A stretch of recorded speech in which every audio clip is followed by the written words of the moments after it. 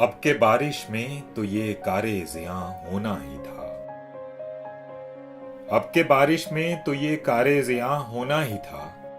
अपनी कच्ची बस्तियों को बेनिशां होना ही था। किसके बस में था हवा की वहशतों को रोकना। किसके बस में था हवा की वहशतों को रोकना।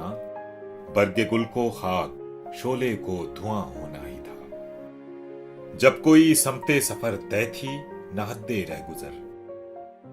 जब कोई समते सफर तय थी न हद्दे रह गुजर। है मेरे रहरो सफर तो रायगा होना ही था। मुझको रुकना था, उसे जाना था अगले मोड़ तक। मुझको रुकना था, उसे जाना था अगले मोड़ तक। फैसला ये उसके मेरे दरमियां होना ही था। चांद को चलना था बहती सीपियों के साथ साथ। चांद को चलना था बहती सीपियों के साथ साथ। मौजा ये भी तहे आबे रवां होना ही था। मैं नए चेहरों पे कहता था नई गजलें सदा। मैं नए चेहरों पे कहता था नई गजलें सदा। मेरी इस आदत से उसको बदगुमा होना ही था। शहर से बाहर की वीरानी बसाना थी मुझे।